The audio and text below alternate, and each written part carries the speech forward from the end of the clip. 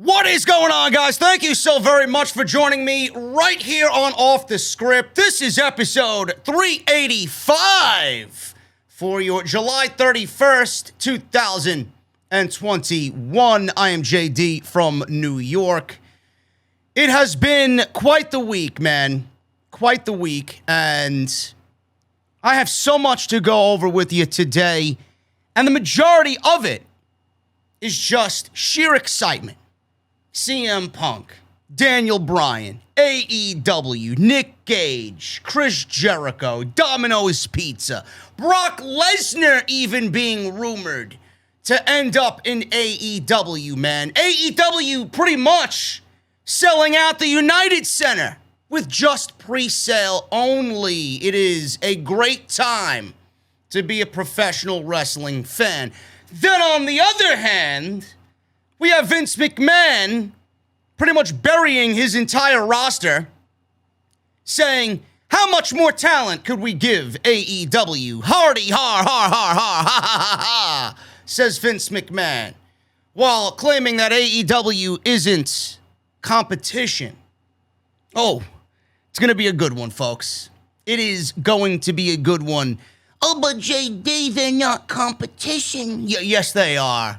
Yes, they are. My fellow unintelligent, low IQ, social media geek with the egg avatar. They are. And if you don't think they are, maybe you should shut your mouth. You have no business talking professional wrestling, man. Let the big boys handle all of that. So we got a great show on tap, ladies and gentlemen. And again, I want to thank you for joining me on Off the Script. Also, I got news on a queen of the ring. Might as well just appoint Charlotte as the queen, being that's already her nickname. We got mask mandates, how this affects All Out, Rampage, SmackDown, Raw, SummerSlam. Got news on that. News on the return of Becky Lynch. It won't do a thing to help WWE's women's division. AEW also in the news as it pertains to Domino's Pizza. Like I mentioned, Domino's sucks. I don't know who considers Domino's Pizza at this stage, but I got news on that and what WWE, or not WWE, but they're probably smiling ear to ear with that news as AEW potentially loses a sponsor. But how many more sponsors are actually standing up wanting that spot that Domino's doesn't want anymore? So we're going to talk about that. Backstage reaction to Vince and WWE as it pertains to Bryan and Punk signing with AEW in the same week. How the AEW locker room is reacting to CM Punk signing with All Elite Wrestling. What does Fox, this is the big one as well, what does Fox have to say about CM Punk and Daniel Bryan signing and WWE just letting them go with no effort? And then WWE brushing it off as, we don't want to work with Phil Brooks. All right, but what about Bryan? He was just in your WrestleMania main event. How do you let these two guys, the two biggest free agents in the modern era, at the same time? How are you going to allow them to just join a rival promotion? But they're not competition, says Vince McMahon. Yeah, right. Yeah, right, man. Give me a fucking break with that one. We got so much, guys. I don't want to waste any more of your time.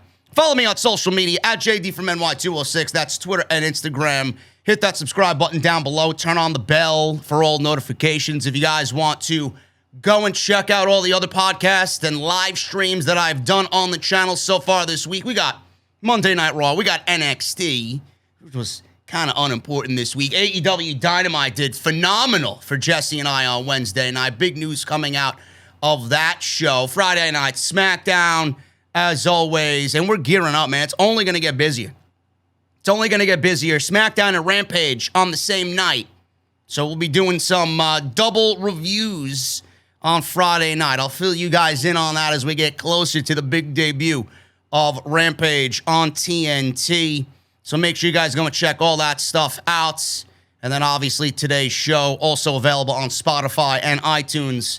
If you guys are listening on the audio side of things and prefer to do that, thank you for listening to me. It would be so great of you if you leave me a 5-star rating and a nice comment to go along with it, because it helps me out and it pushes the podcasts closer and closer to the upper echelon of podcasts in the wrestling community, man. So make sure you guys go and do that. We actually, funny I mentioned that, man, we peaked at number 24, I think, this week on the top 100 of pro wrestling podcasts in the United States. So that is a great feat right there, man, because there are a lot of podcasts that are pro wrestler themed. You know, all the aging legends or people that are no longer wrestling. Everybody has a podcast nowadays, but it's great to see Off the Script in the top like that amongst everybody else, man. So continue the great work in supporting you guys. I love you, and you are the reason why I do this every single week. Make sure you guys go and get your t-shirts, man. Bonfire.com is the exclusive home of not only Off the Script, but exclusively where you guys can still get your Summer Scam t-shirts. Make sure you guys go and do that. Summer Scam, now available on bonfire.com. If you guys want to support through the Patreon page as well, you can certainly do that. We got the Dugout mugs engraved with the Off the Script logo. We got the Are We Live t-shirts, exclusively only sold there. That is patreon.com/JD from NY206. Annual memberships only for all of that stuff. And today's show is sponsored by my great friends over at Advanced GG. I just had me some Advanced GG right before I hit record on this weekend's podcast, man. All natural ingredients made from green tea extract. I take it anytime I need to be on top of my game. I'm always on top of my game, but when I want that cherry on top of that JD Sunday, I'm going to Advanced GG, man. That's advanced.gg. You guys are going to use code SCRIPT at checkout to save yourself a cool 10% off. I use it for my podcast game. You guys could use it for a pre-workout, post-workout. You guys could use it in the morning when you're getting ready for work. You guys can use it as a little pick-me-up during the day, man. The only thing that has ever worked for me, the way that it is advertised, is Advanced GG. So make sure you guys go and check them out. And I want to thank them for sponsoring the show today for episode 385. Let's get into the top, man. I want to start off with these Brock Lesnar news and rumors. I got a rumor killer on it. Believe it or not, I had people tweeting me that Dave Meltzer reported Brock Lesnar is likely to sign with AEW. Expect him towards the end of 2021. People were doctoring tweets. They were creating fake tweets to spawn it off as real news. And then people ran with this. Now, everybody was like, why are you so for this CM Punk rumor mill? I can't believe it until I see it. I've been in that camp for the last 7 years. I actually gave up on it. But Brock Lesnar joining AEW, give me a break, folks. Give me a break. That would never, ever happen. Not on Vince McMahon's watch. Not as long as that man is alive and breathing. It's not going to happen. And where Brock Lesnar goes, Paul Heyman is certainly sure to follow. One without the other doesn't sit well with me. Over the last 12 hours, a rumor has been circulating regarding Brock Lesnar possibly joining AEW. The story originated from the Observer forums, and the claim is that Lesnar signed a deal with a non-WWE company. That sparked speculation that Lesnar could be on his way to AEW. Meltzer shot that down quickly and said that there are no talks between Lesnar and AEW, and there have never been any serious talks between the two parties. On Observer Live, Bryan Alvarez backed up Meltzer's statement with the Lesnar AEW rumor being squashed. Alvarez said the following during a conversation about CM Punk and Daniel Bryan, and I quote, "Who is not signed and in is Brock Lesnar. There's nothing going on right now with Brock Lesnar. Zilch. That does not mean that at some point something couldn't happen with Brock Lesnar, but if you are one that have seen the rumors on the internet from many sides, Lesnar is not going to AEW right now. There was talks a few months back about Lesnar returning for SummerSlam, but at this point, it looked like he won't be on SummerSlam, and there's no word on when he might return to the WWE. It was noted that Lashley and Lesnar was the rumored match for SummerSlam, or even Lashley, Lesnar, and McIntyre, something that I actually pushed for if they wanted to go the Drew McIntyre route, but instead they're going the Bill Goldberg route here. Don't know who they're going to put the WWE Championship on. For all we know, it may end up still being Big E at SummerSlam. So we don't know. Depending on who walks out at SummerSlam with the WWE Championship, I fully expect Big E to walk out of SummerSlam with a cash-in. That's my prediction. But it was noted also that WWE is actually holding off negotiations with Brock Lesnar. It's not the right time to bring him back. Now, they think the smarter timing would be to include Lesnar in WrestleMania plans next year, so that means they have far more time to work out a new deal if needed. He also has not been in negotiations with WWE because of the idea it's not smart for what is likely a Mania 2022 through 2024 deal. And the only big money match for Lesnar right now, if he does come back, is one with Roman Reigns. There is no big money match. Maybe a Matt Riddle, but I don't know how likely that is to happen. I have advocated for a Lesnar-Keith Lee match. That's clearly not happening. I think Keith Lee in that time frame would be released from WWE, or if a contract expires, no longer with the company by the time Lesnar comes back, just based on the way he's been booked and the frustration that has been mounting in that man for months as WWE continues to bury him on national television. So WWE with Lesnar, they're going to wait till WrestleMania because after Roman gets done with Cena and Rollins and Dwayne and Balor and anybody else that they want to throw in front of him, Lesnar's the only thing to make, at this point, Roman look like a god.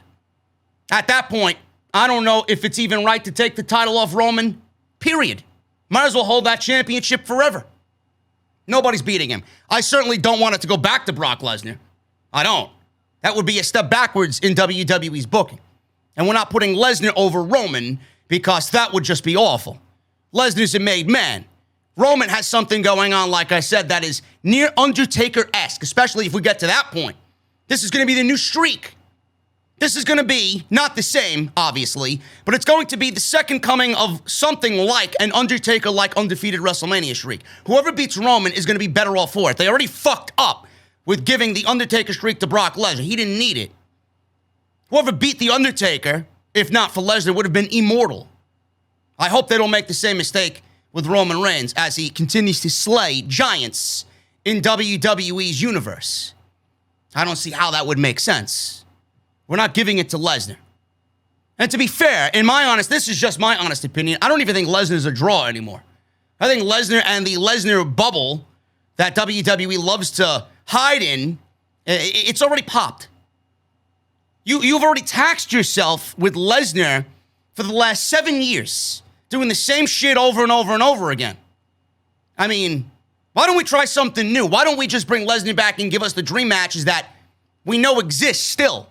Lashley, Riddle, Reigns. That's about it. Who else are you going to give Lesnar in the ring? There's nobody else on that roster at all.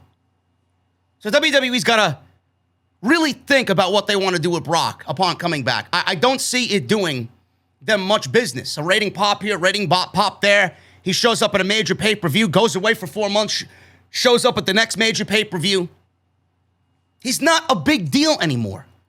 I hate this fucking aspect of, oh, Brock's a big deal. Yeah, Brock's a big deal in name. He's bigger than the WWE. It's all about how you book him. Nobody wants to see him hold championships anymore. He doesn't need that. The championship doesn't need that. I don't even think Brock wants it. I think Brock is a very smart man. You might not know it, but I think Brock is a very smart man. I don't think he wants to come in and win championships. He doesn't need it. He knows he doesn't need it. I guarantee you that. Lesnar's not going anywhere but WWE. Expect Reigns and Lesnar as the main event of something next year. Obviously, we got Roman and Rock, WrestleMania. That's the rumor. So that's your WrestleMania main event in Dallas. Maybe we get Reigns and Lesnar at SummerSlam. Sounds like a proper stage to me. Let's keep on track and continue to build Roman. That's the only thing that WWE should really be concentrating on with what they got going on right now. Becky Lynch. Becky Lynch's WWE return is not scheduled for any time soon. I see a bunch of geeks online wondering when Becky Lynch is coming back. Oh, she changed her hair color. She's back to red. Oh, she's not blonde anymore. Oh, she looks great. Is the women's division going to look great when Becky Lynch comes back to Monday Night Raw? No. No, it will not. Becky Lynch has not been seen on WWE television since last April when she relinquished the Raw Women's Championship to Asuka. which was in the Money in the Bank briefcase when Asuka won that Money in the Bank ladder match that took place on the roof of Titan Tower. She will be back, Becky Lynch, but WWE is probably saving her, in my honest opinion, for either A, after SummerSlam, or B, on the night of the draft, which is rumored to be happening in October. Now, there have been many rumors about Becky Lynch and her return. It's also reported that she is expected to make a return to SmackDown, where Seth Rollins is right now. And more than likely, he will be in a feud with Roman Reigns, as they've teased that before. He's got to get through Edge first, which I don't think he will at SummerSlam.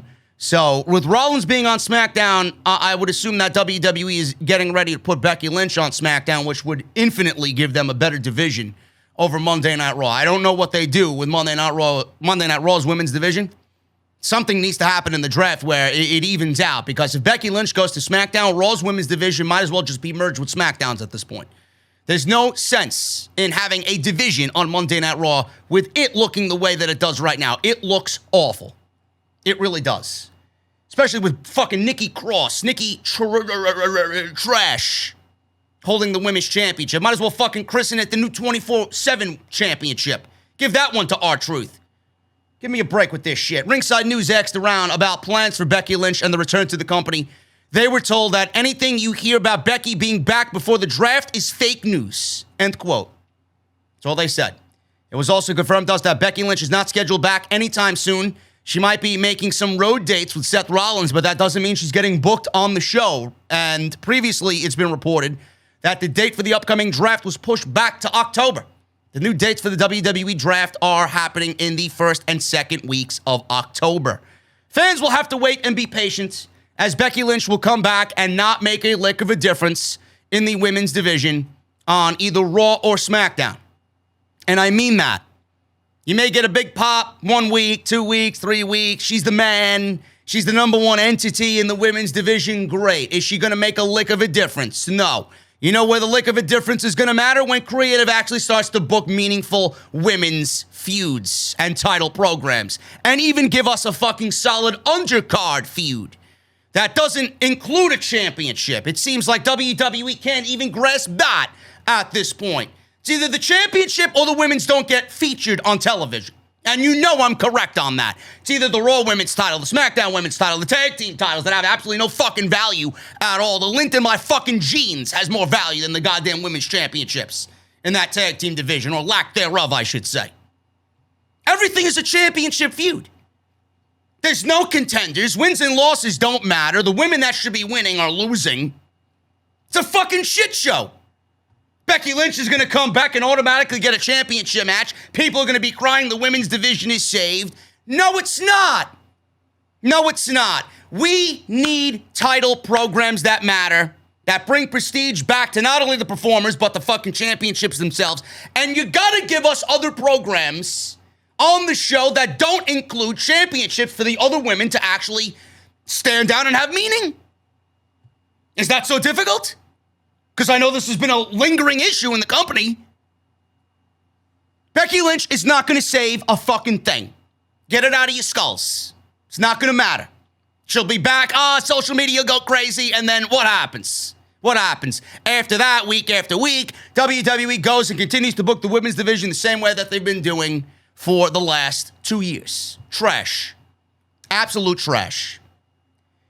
Speaking of the women, WWE is holding a Queen of the Ring tournament, and the finals are supposedly taking place in Saudi Arabia. Great. So this is nothing more than another political agenda.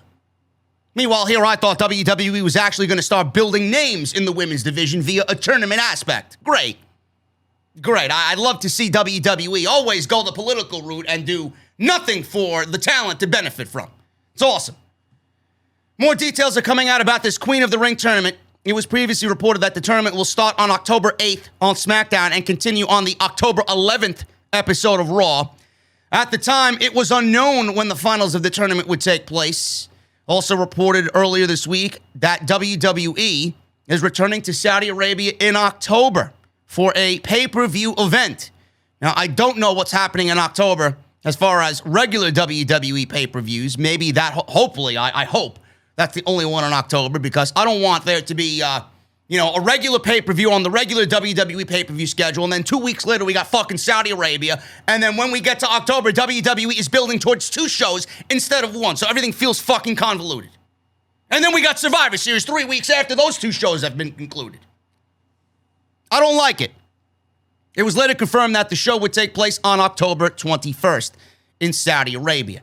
Andrew Zarian of the Mat Man podcast reported this week that he's heard the current plan is for the finals of the Queen of the Ring tournament to take place at the Saudi Arabia pay-per-view.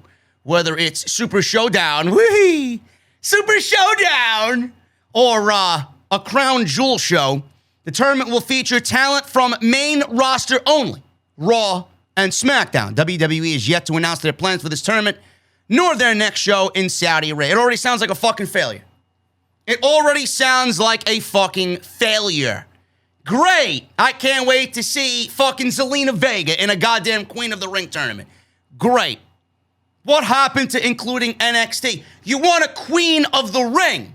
This is an ample opportunity to give your audience a glimpse at others that haven't gotten a fucking chance. Why not include a Candice LeRae in the tournament? Why not include an Io Shirai in the tournament? Why not include a Dakota Kai or a Raquel Gonzalez or an Ember Moon or a Gigi Dolan in the tournament? I don't get it. So we're going to be stuck with main roster talent. Zelina, Carmella, fucking Mandy Rose, Dana Brooke. Yeah, sounds like a fucking Queen of the Ring tournament that's going to be oh so exciting, right? Only for Raw and SmackDown. I can't stand WWE's lack of care. Should be just like the men were 3 years ago. 16 women, including NXT. This is an aspect and a concept that WWE could really use to get people over. But that's not the fucking point of the tournament, is it? No, of course not. It's gonna be set forth, and it's gonna be given to us on television to do 2 things. Number 1, give WWE the opportunity to again play into their fucking political agenda to really break the boundaries in a country that they have no fucking business being in.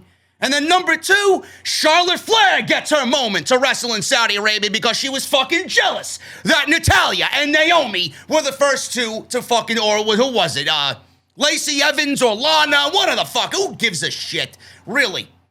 This is all done by design to give Charlotte Flair not only the opportunity to wrestle in Saudi Arabia, but it's going to give the opportunity to Charlotte Flair to put another fucking meaningless stat on her resume. Oh, look, the first ever Queen of the Ring. We got to give it to Charlotte. Somebody that doesn't deserve it. Somebody that does nothing but cry that she wants all the opportunities. Why does it got to go to somebody else? Charlotte. You know, the one woman on the roster that doesn't do anything to help the fucking division that's dying or put other talent over. It's always me. Give me a break. Queen of the Ring is absolutely fucking worthless. We need a King of the Ring. That's what we need. G1 style. Real sports concept around it. Wins and losses mattering. I think the WWE roster would benefit from that wholeheartedly. But here we are with more political bullshit being driven down our throats just to break boundaries in a country that WWE seemingly has no money taking their money, no business being in. Nevada has issued a indoor mask mandate ahead of SummerSlam in Las Vegas Tuesday. Governor Steve Sisolak, if I'm pronouncing that correctly, another fucking political puppet, announced an indoor mask mandate for 12 counties, including Clark County, which is where Allegiant Stadium is located. This is being done to reduce the number of COVID-19 infections. According to eater.com, that's EATER.com, a new report was released on Monday, July 26th, that showed 1,124 new cases and 17 deaths, all located in Clark County. The mandate starts at 12:01 a.m. on Friday, July 30th, which was yesterday. On July 22nd, it was required that employees at businesses in Clark County wear a mask when working indoors, whether they are vaccinated or not. This came after the state had dropped a previous mask mandate in May. As it stands right now, it's unclear how this will impact SummerSlam at Allegiant Stadium, and that is an indoor domed facility. WWE's women's champion on Monday Night Raw, Nikki Trash versus Charlotte Flair and Rhea Ripley is the only match announced for SummerSlam. And if they were just now putting tickets on sale, I would imagine that there'd be no people rushing out to buy tickets for that match and that show. WWE Universal Champion Roman Reigns versus John Cena, Bobby Lashley versus Bill Goldberg are also rumored matches to take place on SummerSlam's show. You know, I find it funny, man, you know, how everybody went out and got vaccinated, and now they were under the impression that things were going to go back to normal, and they've only actually gone in the reverse way. And now people who were in the healthcare industry, they worked through the pandemic with no vaccine. Everybody needed them. They were heroes, and they were frontline workers, and everybody was throwing parties for how great these people were to stand up and fight the good fight. Now they're being fired because they're not getting vaccinated. There you go. There you go. You love to see it. You love to see it. I don't think anything's really going to come of this, to be honest with you. I don't. If you got to wear a mask to attend the show, something this big, we all are fiending for pro wrestling back the way that we expect it to be. I think wearing a mask is the least of your worries. Wear your fucking mask. Seriously. We got some big shit going on. I don't want it to be ruined by bullshit. Wear your mask in Nevada. Wear your mask in Chicago. Jesse and I will be in Chicago. We'll have our masks on if that's the case, because we're going to be a part of history. This is going to be a historic weekend. SummerSlam is going to be a historic show. All Out's going to be a historic weekend. I'm not missing it. If I got to wear a fucking mask to do so, it's a very small price to pay. So wear your fucking masks. AEW is also extremely concerned about COVID-19 restrictions, about Chicago and New York City shows, and well beyond. We talked about this on Wednesday's show on the AEW Dynamite post show, right here on Off the Script. Sources from Cassidy Haynes of Bodyslam.net, he was told that AEW is extremely concerned about a recent surge in COVID cases, possibly disrupting events in Chicago, New York City, St. Louis, and beyond. Over the last week, discussions have ramped up internally as COVID cases have began to explode across the country. Again, as you guys know, this has caused AEW to begin conversations about what to do if there were a shutdown. I don't think that is going to be an option at this point, up to and including a potential prolonged return to Daly's Place in Jacksonville if it is necessary. Additionally, he said he was told it's an all-hands-on-deck type of situation, but ultimately, Tony Khan is the one to make the decision, and he's going to base that off what is right for the talent, staff, and the fans. With the CDC now recommending national mask mandates and guidelines, the concern is that it's only a matter of time before they recommend banning of large gatherings. I don't think that's going to be the case.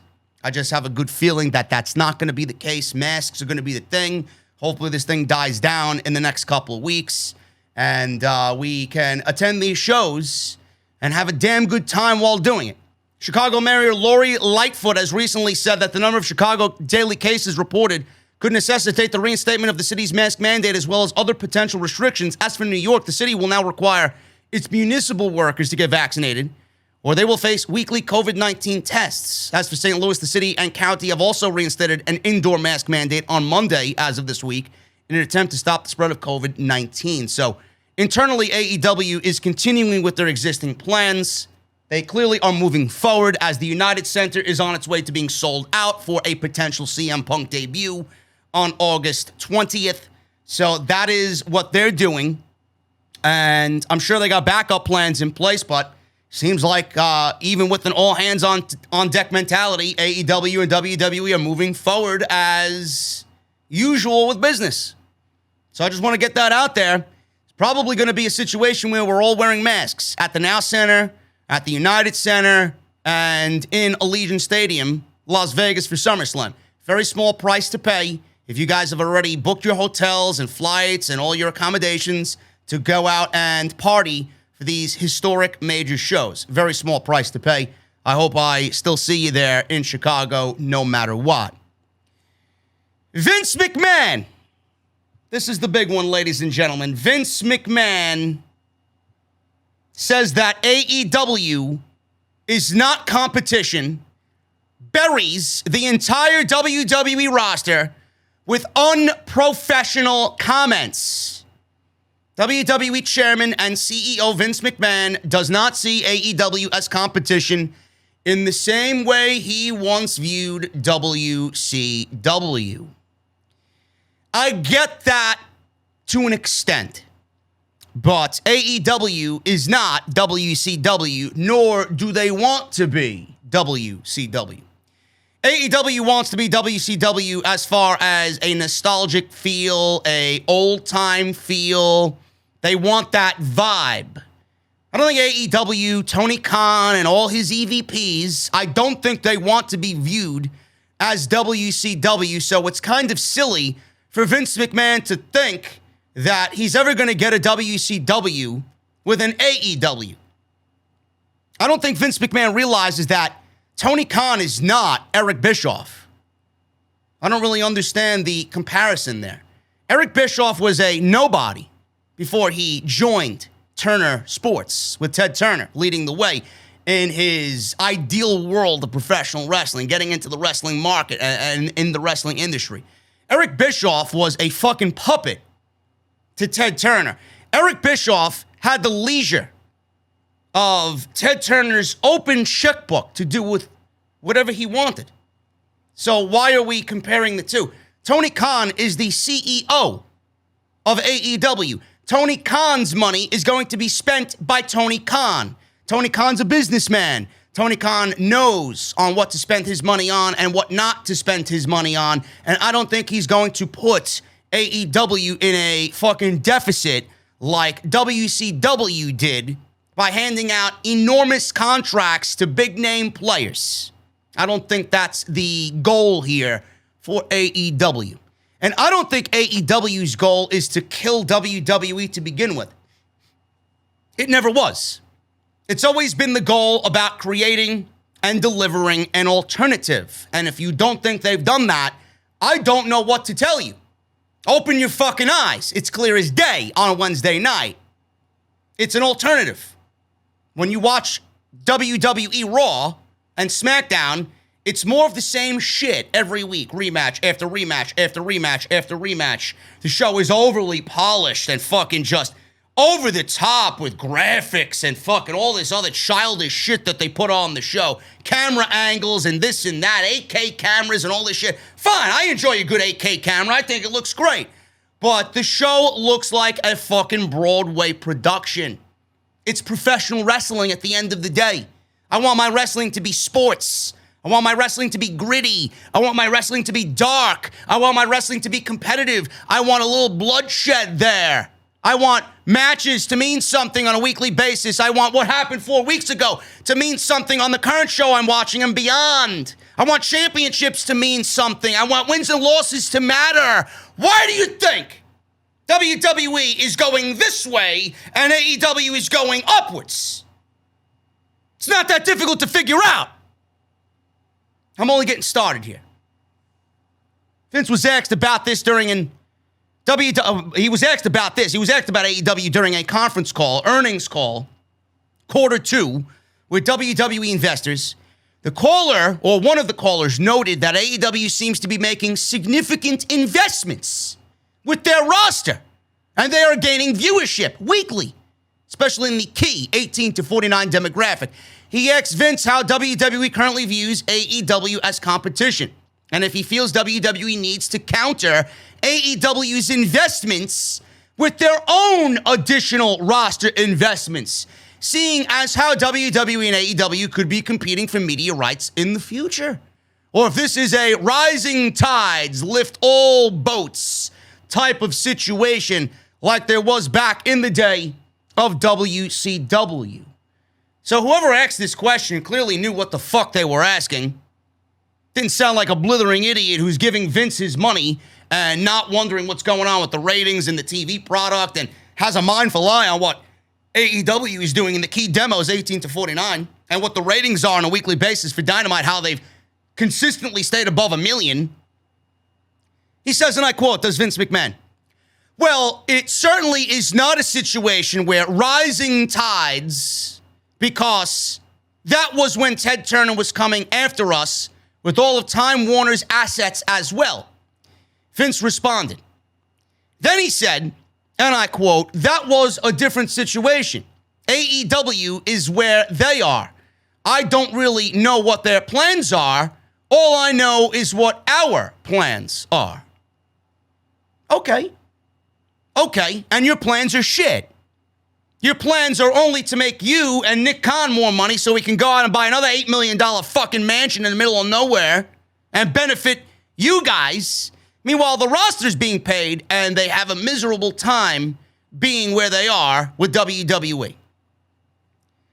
Well, with the Rising Tides situation, I get that Ted Turner was coming after WWE with all of Time Warner's assets, but that's not the direction of Tony Khan.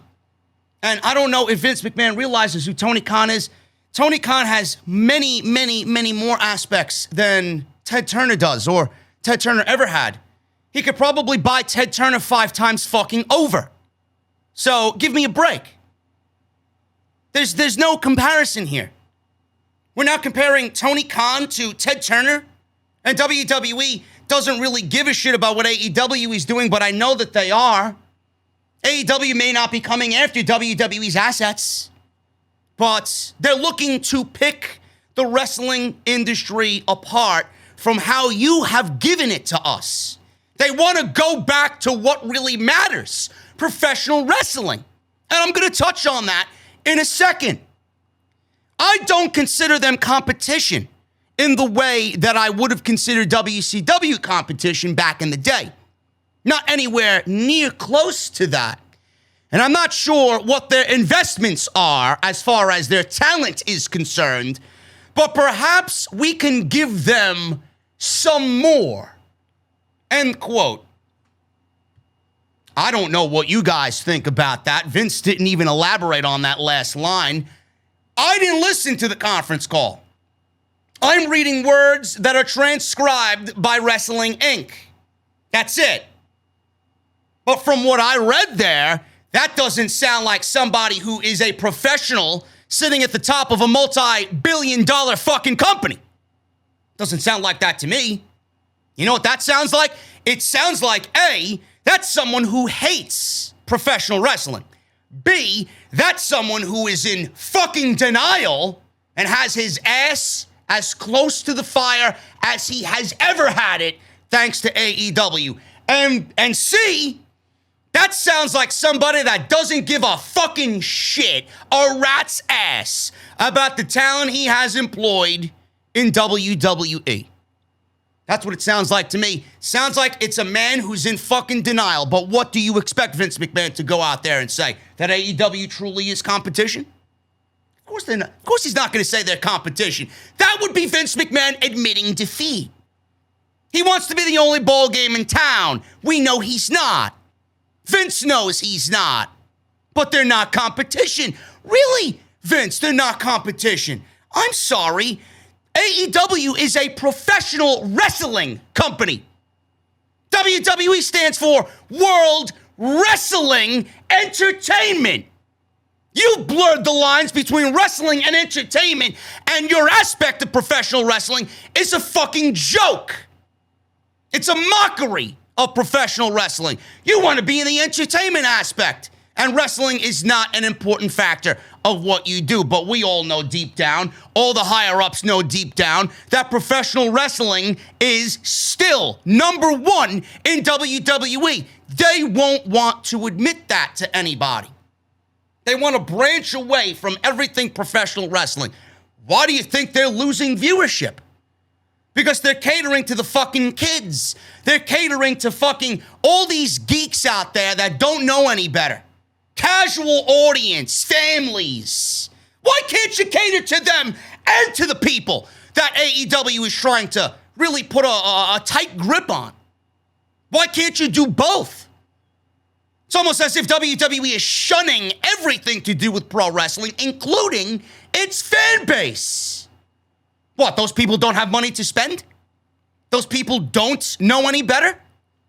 Are they outcasts? Why are you only catering to one select or a couple of select groups of people and pushing the entertainment aspect? How many times have I told you? Why are WWE ratings declining? Why? Do you guys know? Because WWE is marketing themselves as a children's program. I can't tell the difference between Monday Night Raw and fucking Nickelodeon anymore. What am I watching? I'm watching a bunch of fucking people who are working in the wrestling industry who think they're smarter than everybody, and they produce the worst fucking wrestling show that I've ever fucking watched. No logic. Rematch after rematch after rematch. You take your fucking audience and insult their intelligence every fucking week. Why aren't you growing? Why is it that your bank accounts are growing and your audience is dwindling? Why? Shouldn't your audiences be going up if your resources and finances are going the same way? One's going down, declining week after week, and the other's going up. So what does that tell me? They don't give a fuck about what's on TV. They only give a shit about themselves. They're not in it for us. They're in it for themselves. WWE's a fucking business that only caters to the fucking rich that run this fucking place. And the family aspect that AEW has done so beautifully doesn't exist in WWE. That's why they're failing. That's why they're failing to produce a quality television show. People don't want what you watch on Monday night. You have a collection of some of the greatest talent in the world, in this industry, and you don't care. I don't even think you know. That's the fucked up thing. The only one that knows is Triple H, and you punish him and bury him for having a fucking wants and desire to build WWE into the future long after Vince McMahon and Kevin Dunn and People Power and Nick Khan are no longer there. You scold him. Why isn't anybody watching these shows? They don't want fucking Pee-wee's Playhouse on Monday night. They don't. They don't want Alexa Bliss shooting fireballs, playing with dolls. They don't want Nikki Cross coming out as a fucking comic book character with butterflies on her fucking belt.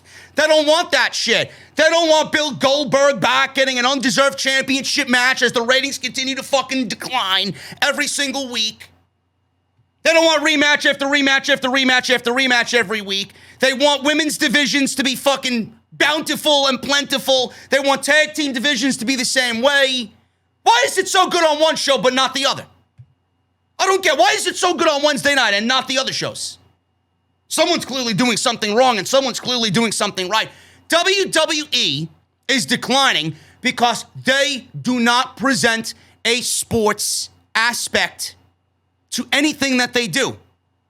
I don't give a shit what WWE's finances are. I don't care what they made quarter by quarter, how much they're up, how much Peacock has benefited them. You and I should not care at all. That's the only argument from people online. Oh, WWE's up monetarily here, and they're up over here, monetarily over there. I'm sorry, why do you care about that? Their presence overseas in international markets is well beyond whatever AEW could do.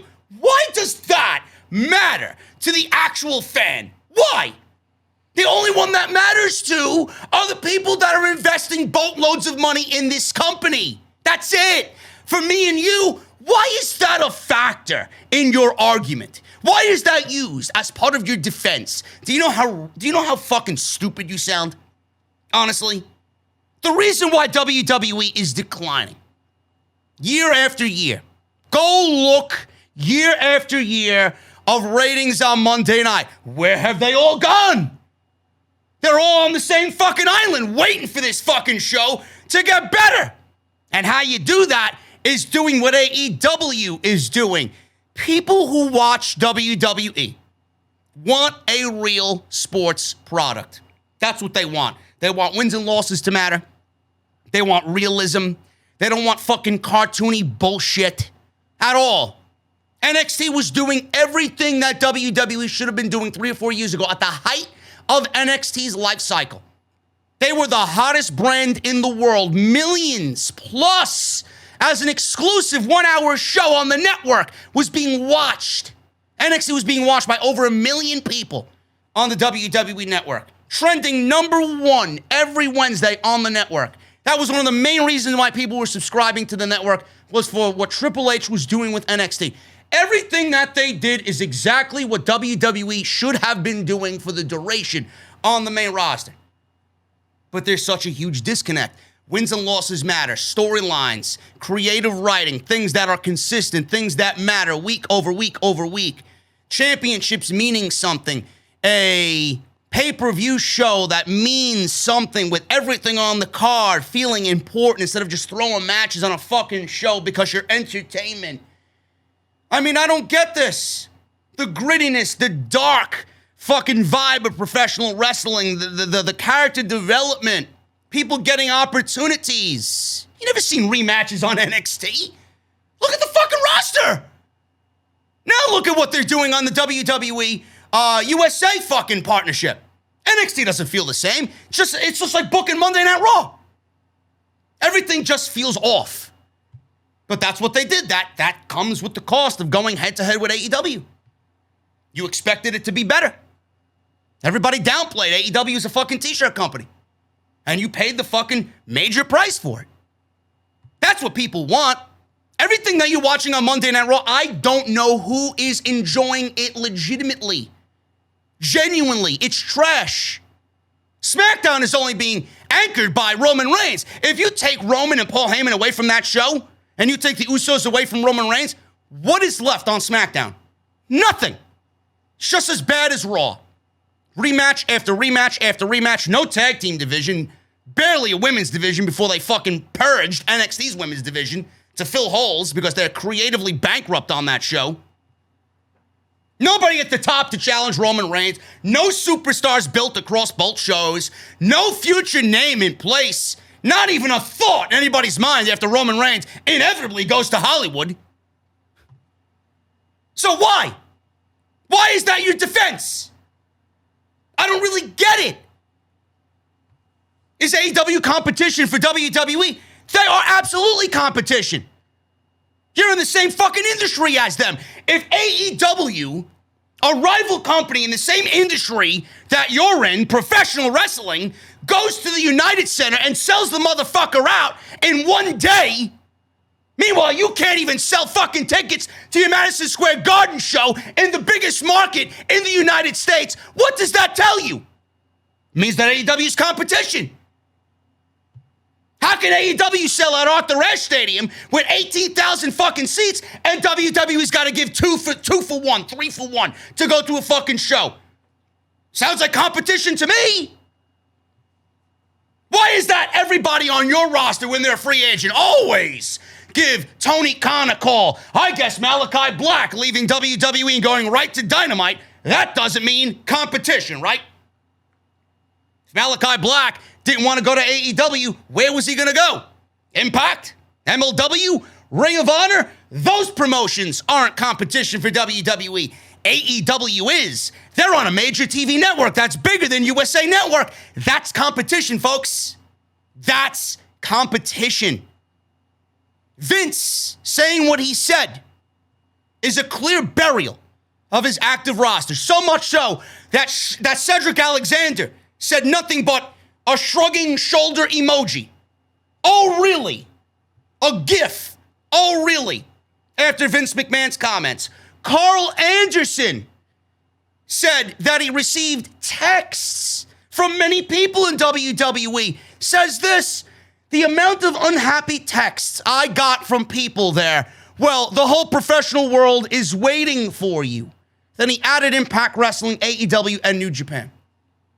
I don't really understand why people don't think AEW is competition to WWE. Again, I don't expect Vince McMahon to say that AEW is competition.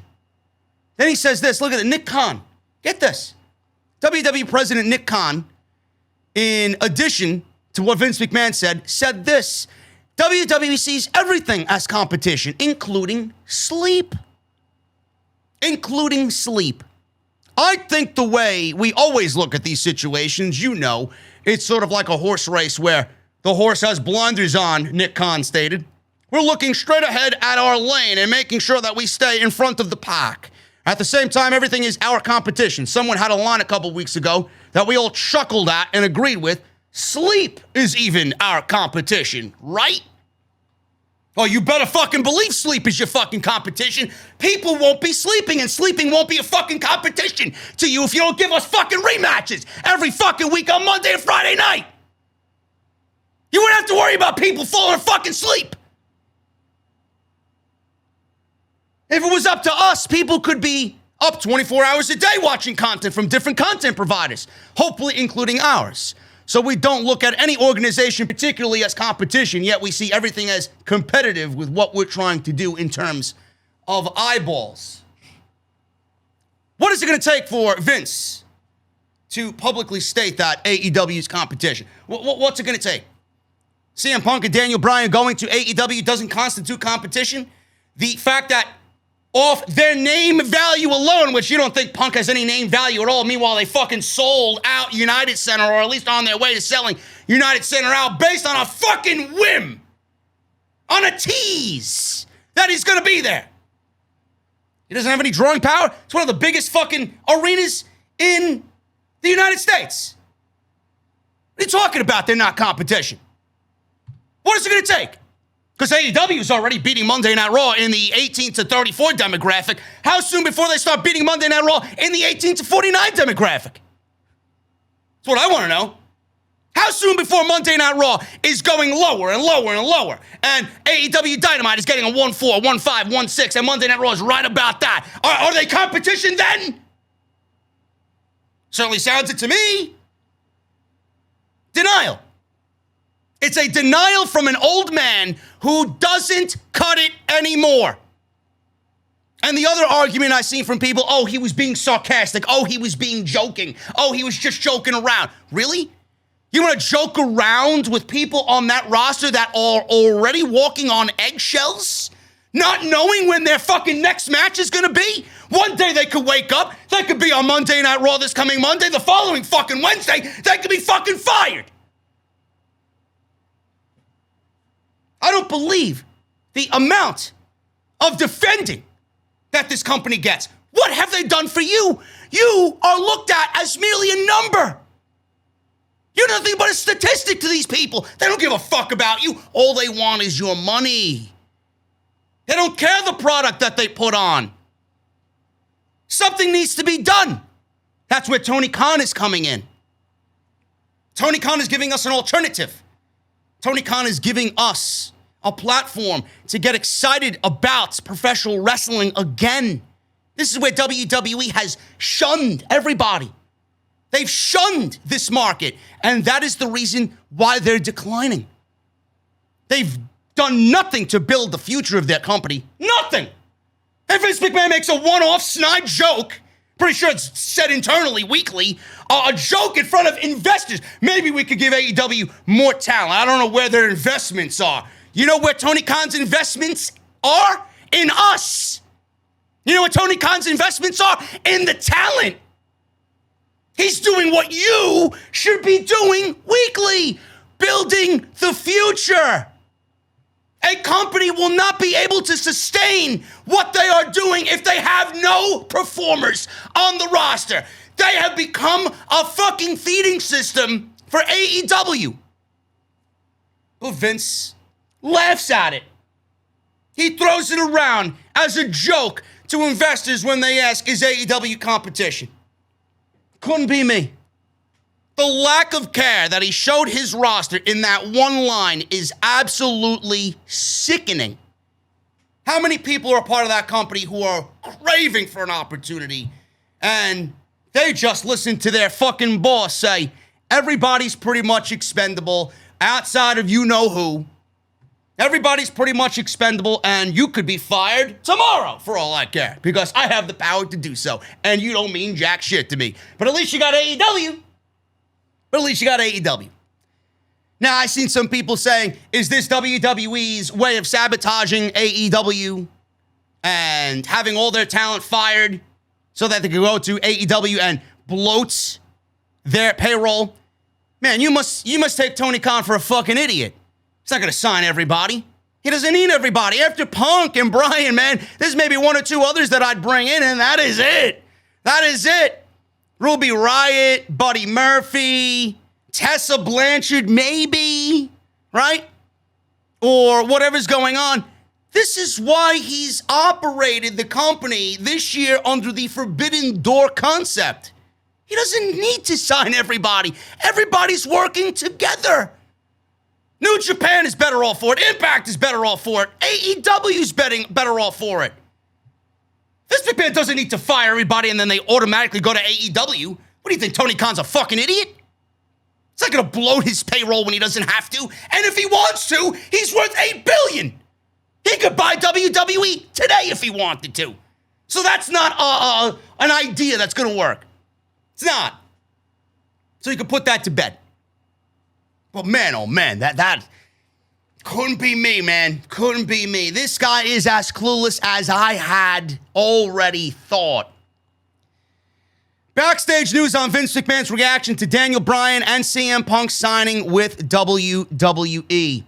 As many of you saw on Dynamite, CM Punk was teased for Rampage with a promo from Darby Allin and then the announcement of the United Center on August 20th, which is on its way to selling out. By Monday, it should be completely sold out when tickets actually go on sale.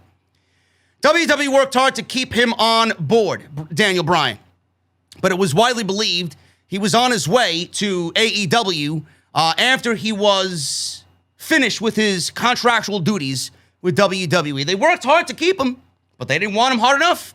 They didn't want him bad enough. They were not able to work out a deal with New Japan. New Japan is very dedicated to what they do with the partners that they have in place right now. They would not ever get into an exclusive arrangement with WWE when they're already partnered with Ring of Honor and Impact and AEW. Why would they do that? So clearly, WWE was never going to give or never be able to give Bryan something that he desired, and that was an opportunity to wrestle in New Japan Pro Wrestling. On the Matt Man podcast, Andrew Zarian said that there are people in WWE management that are upset that they lost Bryan. Management is said to not be too upset about not signing CM Punk. I don't believe that for a fucking second. Because if WWE had the opportunity to bring Punk back, and Punk wanted maybe to be back, I guarantee you WWE would be in the boat of making it a big deal to bring Punk back so that he doesn't have an opportunity to go to AEW. They had no problem promoting him on fucking SmackDown when he was on Backstage. They don't want Punk. That didn't shy away from them mentioning Punk on Friday night. WWE worked hard to keep him on board. Zarian said this: there's a lot of rumors that Vince is very upset and management is very angry. How could you let these two go? I think Bryan Danielson is the disappointment for them. CM Punk, not so much. There's no buzz that I'm hearing coming from the office side that we fucked up by not signing him. There's a lot of people that think his stock is not what it normally would be. Oh, really? I think Tony Khan is thinking differently. All our tickets are now $400 or $500 just to get into the fucking door. That man puts one t-shirt out, sold out, highest selling t-shirt on Pro Wrestling Tees in their history upon return. They already sold out the United Center with no fucking indication that he's even going to be there. It's all off of a fucking promo by Darby Allin. A tease. And they sold out the fucking United Center. So his value is not where they think it should be? I'm sorry, Vince. You could have been on board if you didn't treat the guy like a fucking piece of shit. They think his UFC losses hurt him. Clearly, they had no effect on what CM Punk and AEW are doing right now. No effect whatsoever. That was a personal thing that he wanted to go out there and do. He challenged himself. He didn't do well in it. His fan base understands that. The only people that are hating on him are the MMA elitists, the UFC fucking elitists, and then the WWE people who are jealous that Punk is going to AEW and not WWE. But you'd be the first person to fucking cry rivers of tears, happy that he's back.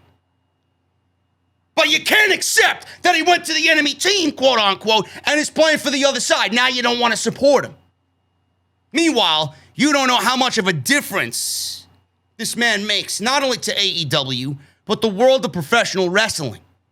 This man has unified professional wrestling, hasn't even said a fucking word yet.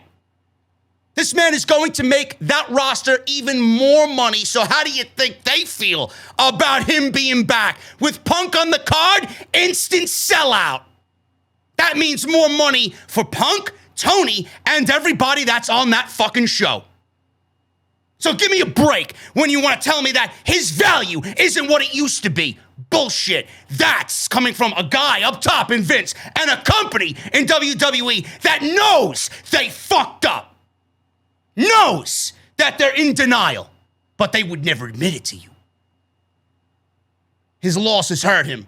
Not as much as WWE wants you to believe. A lot of people worked with him when he was very unhappy, and I think that's the memory that they have. Well, who made him unhappy? Starts at the top.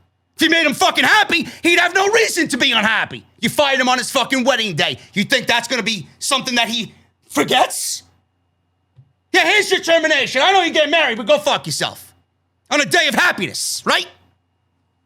If you didn't treat him like shit, there'd be an opportunity for you to go get him. And if you had an opportunity to go get him, you'd be in the boat to go get him. I'm saying from management, I'm not the talent. I think the talent knows how big of a deal this is. Oh, you know that they do. Because those free agents that are coming up on WWE's roster, where do you think they want to go? Where do you think they want to be? Where the action is. There ain't no action in WWE. There's action going on Wednesday nights. Zarian also noted that one of WWE's TV partners are not happy about Punk signing with AEW. And I'm assuming this is Fox, being that WWE allowed Fox to put Backstage on their network, and Punk was one of the analysts. Ringside News is also reporting this as well, but Zarian reported it on his show. A certain network is not very happy about the CM Punk stuff. They are not very concerned about CM Punk. They know it's a big get for AEW, but they were not negotiating to bring him in. However, I would say that Daniel Bryan is a big hit for them.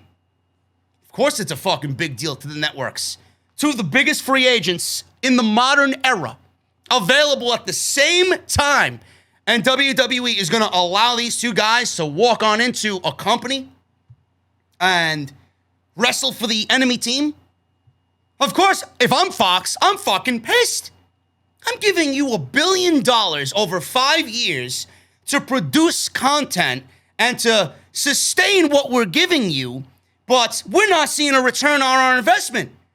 You're going this way, and the money that you're getting is going this way. You don't think Fox is realizing that? Fox is giving them the fucking resources to continue to build for the future, and they have done nothing but take Fox's money and take NBC's money and laugh all the way to the bank. If the ratings were where they are supposed to be, I don't think people would be so upset from the network that Punk went to AEW and Daniel Bryan's going to AEW. But don't you think they see the ratings to AEW going this way and WWE going down? Of course there's going to be a fucking problem.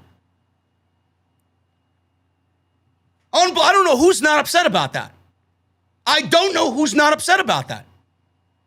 WWE is going to say that they're not upset, but of course they're upset.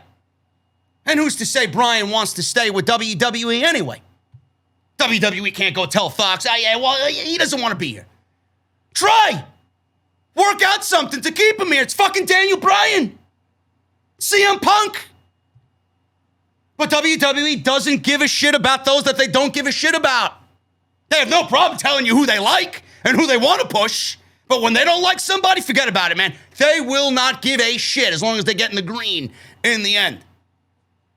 There was nothing for Daniel Bryan to do in WWE. So if you're a fan, why do you want him there? If you're Daniel Bryan, why do you want to be there? There's nothing for you there. Daniel Bryan's about to have a career resurgence just based on paper, on the amount of matches he's going to have in AEW. So is CM Punk. WWE can't tell Fox, he didn't want to be here. There's nothing for him to do here. Make something for him. We're giving you $1 billion. Pay him. Pay the motherfucker. Bullshit. It's all bullshit. WWE's internal reaction from Ringside News after Zarian reported it. They reached out to their sources. They were talking to somebody pretty high up in the company. WWE has no interest in CM Punk and even less for Phil Brooks as a human being. Oh, man, the pettiness, man. You know, if you didn't treat Phil Brooks like a fucking piece of shit, like I said before, you wouldn't be talking about Phil Brooks, that you care even less for the human being, Phil Brooks. Maybe you should start treating people better with some fucking respect. And maybe he'll show you the fucking respect back that you showed him. Additionally, we were told, let him be their headache. Those are direct quotes that we are receiving upon questioning. Oh, Tony Khan, I'm sure he's glad that CM Punk is his quote-unquote headache. He's taking that headache all the way to the fucking bank, and so is Punk and Bryan and the rest of that fucking roster. Telling you right now, there's no headache at all. Tony Khan knows what he's got here. He's not going to ruin it at all. Ringside News exclusively reported that Punk's contract was signed last week. He's been 100% confirmed to appear in Chicago by reports not only from Bodyslam.net, Cassidy Haynes, and others. They have reported this as to be factual. AEW's locker room is very excited about CM Punk. This was also coming from Cassidy Haynes from Bodyslam.net on a recent episode of the Wrestling Inc. Daily Podcast. He says, and I quote, there have been reports that he has signed, and I haven't been able to confirm that myself. It's all kind of making sense, especially with everything that's going on. Since everything that I've been hearing as far as AEW and plans to do Chicago, it's not really if he's going to sign, but it's when they present Punk in Chicago, so I told he's 100% there for Chicago. Tony Khan was recently asked about Bryan and Punk's status. He was reported to have an interview with the New York Post. He declined comments, which is all the confirmation that we need. He says, I can't talk about that right now. But Haynes went on to explain that Tony Khan's plans creatively with Punk and Bryan signing is something that they had to reformat. The way I was told with Bryan, this kind of thing came up first. So once they got the ball rolling on that, they tentatively planned to have him show up at Arthur Ashe. But in the last couple of weeks, with all this Punk stuff happening too, it's not that they're having to change up all of their plans, but the top plans have been reformatted. It's also reported that AEW talent were asking around with those who have worked with Punk in the past on what it's like to work with him. Nick Hausman of Wrestling Inc. asked Haynes if he has heard that the AEW locker room is excited or not on Punk's signing. He said, and I quote, I started hearing some more and more about Daniel Bryan because I was trying to ask about Punk to begin with, but nobody really said anything. They were finding out. Most of them, at the same time, all of us were. I think very few people knew about that one. As far as I know, everybody seems really excited that I've talked to because this is huge for them. I don't think anybody harbors any real bad feelings towards him except the Punk Colt Cabana thing, which is interesting with him being a producer, and they're going to be in the back. So how's that going to happen? I don't know. They're going to have to interact at some point. So that is what he said there to Wrestling Inc. But I think all that stuff is squared away. I think that was one of the first things that was brought up when Punk had initially signed on and confirmed that he was going to be there with AEW. I don't think there's going to be an issue. I know the lawsuit between both of them were dropped. There's always time for healing. I don't think now that they're going to be a part of the same company that's going to be the same. I think they're going to come together and embrace each other and get back on the right page together because of their love for professional wrestling. Punk would not be with AEW if he did not love professional wrestling like he said the last 7 years after he was disenfranchised with WWE. That man always loved professional wrestling. He just needed the right person to bring that out of him once again and feel comfortable around to really go and do business for himself and really make a final chapter worthy of what he believes he should have. So that's that. But WWE partners, like I said, shocked with AEW signing both CM Punk and Daniel Bryan. There was more news on this after we just talked about Andrew Zarian reporting that partners were not happy. Shocked. Shocked was the word. WWE Network partners are shocked AEW is pulling off the CM Punk deal. Partners are shocked because they are not big wrestling fans. They only know names, and when they hear a name like Punk, they wonder why would they let him go. They don't really know the inner workings, and of course, they are shocked. There's a lot of stuff going on with the partners. That's it. Stephen Amell, actor Stephen Amell, even revealed that he's reached out to Punk following these recent reports, and he stated simply, Punk can still go, end quote. Yes, it's shocking for the reasons that I told you before. You know, just in closing, before we get to the second half of the show here, WWE has some serious soul searching to do, man. They've pigeonholed themselves in this entertainment aspect, and you got these fucking shills, these check marks, these geeks who don't know any better, man, and they're giving it to you as they see it. WWE is declining year over year over year. They do nothing but bring back aging legends and hope that people continue to watch, or maybe it brings back those fans that have not watched in years. It's not the right way to go about it. You're in a business to, especially with NXT, to build for the future. Why haven't you? Why haven't you? I don't understand this. Why does NXT exist if you're not building for the future? If all you have down there is talent ready to break out, why not embrace it instead of bury it? I don't think anybody's come out of NXT in the last 7 years that could be looked at as the future of this company. Meanwhile, that was the entire fucking concept of NXT. I don't get it. WWE is catering to the wrong fucking people. You can't just cater to the casuals and to the families and to the fucking mother and father that are taking the 3 fucking kids to the goddamn show. You know, it's gonna be very soon thereafter where those kids are not interested in it anymore because they're seeing what we are seeing. They're gonna grow up. So why aren't you captivating the AEW audience that they're trying to go and get? Because everybody's thirsty for real wrestling again. You know, I got people that I know that work with people who have kids and they watch pro wrestling. They watch WWE Raw and SmackDown because the kids are interested in it. I know people that work with others. One guy has 3 kids, 10, 8, and 5. They were big Finn Balor fans when Finn Balor first made his way to the WWE main roster. Everybody was doing the Finn Balor arms in the air, and everybody was captivated by the Demon, right? And what he brought to the table. Dressing up like Finn Balor for Halloween. Those kids, well before the current ages that they're at now, were doing that. Now the 10-year-old, the older kid, is no longer watching, none of them are watching WWE, but the older kid, 10 years old, is now more interested in MMA. They don't look at WWE anymore as interesting. They want realism. They want real fighting. They want something that's going to captivate them to a point where, you know, it's gritty, it's edgy, it's adult. That spoke volumes to me when I heard that. Why aren't they watching anymore? Because they think it's uninteresting. They think it's childish. How long before your kids think that if they're in that same age bracket?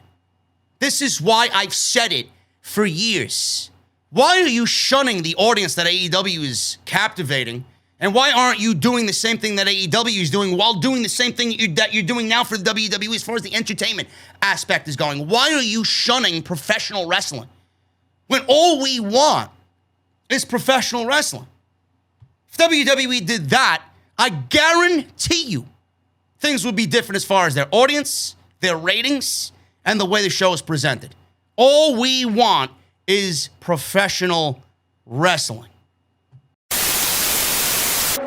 All right, guys, welcome to the second half of the podcast. It is July 31, 2021. This is episode 385 of Off the Script. Lots to still go over, lots of fire already on this week's episode. Sponsored by Advanced GG, man. I take Advanced GG whenever I need to sit down and do something like episode 385. Raw, SmackDown, especially with Raw, I gotta stay awake somehow, man.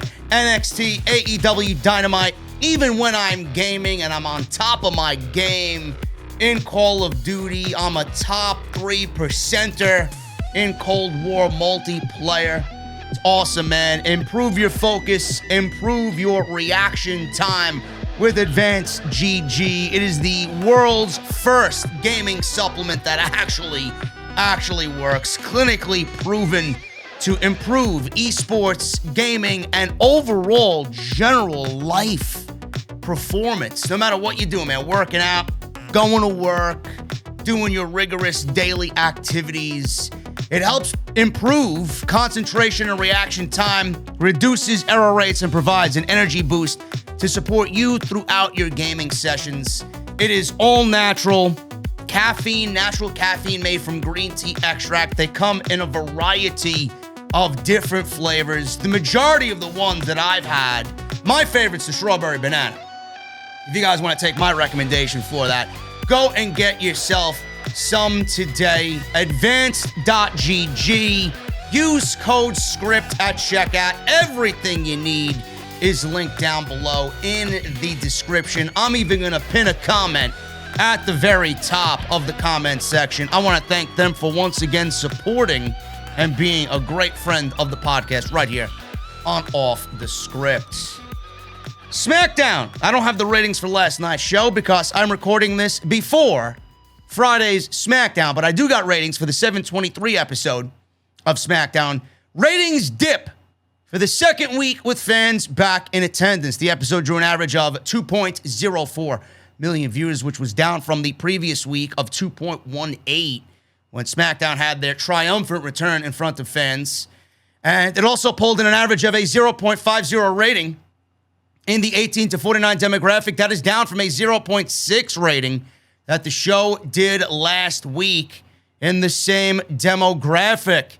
SmackDown was in the middle of the pack for the night amongst networks in viewership. It should be noted that this is the overnight number. I do not have the real number, which is sometimes a little bit more than what the overnight number is. Sometimes it actually comes in less.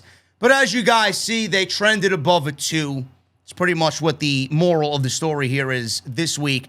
This was the second show with fans in attendance in over a year, and the fallout from Sunday's Money in the Bank pay-per-view. It did go up against the Olympics, which will impact all shows moving forward. This show was actually in conjunction with the Rolling Loud Hip-Hop Music Festival. WWE had filmed some content, I believe it was live, for the Rolling Loud Music Festival. We got Bianca Belair defeating Carmella for the SmackDown Women's Championship, or retaining, I should say. They're live in front of 50,000 people that did not give a shit. We got the Street Profits, Angelo Dawkins beating Chad Gable in front of that same crowd. We did not care about that at all. In fact, I actually think it was going backwards in the build of Gable and Otis that have been built up pretty consistently. Big E versus Apollo Crews in a non-title match. That never took place. WWE ended up doing a 6-man tag with a bunch of IC title contenders while the Rolling Loud stuff was going on for us. So Cleveland, where SmackDown took place, got a 6-man tag with a bunch of IC title contenders. Toni Storm made her debut, defeated Zelina Vega, who takes another L for being the loser that she is. And John Cena made an appearance, and he called out Roman Reigns only to have Roman Reigns say no to his demands of a title match at SummerSlam, which we all know will inevitably be taking place. SmackDown was so-so, nothing really all that exciting outside of Roman Reigns, as usual, on Friday night. Natalya, she's a part of the SmackDown roster. She wasn't injured on SmackDown, but she was injured on Raw in a match with Eva Marie, who I don't know why is back in the company in a wrestling capacity, and Doudrop. Natalya got injured in a match with Eva Marie and Doudrop. Now, it's not serious, or as serious as originally expected. Meltzer and The Observer are reporting that Natalya received good news after getting an MRI on the ankle, which she looked to have twisted in the match in a little back and forth with Doudrop. And following the match, she got an MRI. Meltzer noted that evidently the results were better than expected, as we are told here at The Observer that she's only expected to be out a few weeks. As it stands now, looks like WWE will not strip Natalya and Tamina of the tag team titles. That would have been the case if Natalya's injury was a lot worse and she did need surgery. She would have been out for a significant amount of time. So WWE is not going to strip her of the championships along with Tamina. But I don't know how long they will be tag team champions, as WWE has hinted about Shotzi Blackheart and Tegan Nox, as well as the team of Eva Marie and Doudrop, being that these are the only two teams, if you even want to call them that, on the main roster. Nia Jax and Shayna Baszler, I don't think should be vying for those titles again anymore. I think it's time for Shayna to graduate and move on to be a big girl on her own. But Natalya, as far as she's concerned, not a big injury. Couple weeks, she'll be back. Good on her. I know she probably is, at least from what I see, the type of wrestler, the type of performer that would actually go and wrestle with said injury. That's how much she loves this shit. So good on her for not being seriously hurt. She'll be back in a couple of weeks.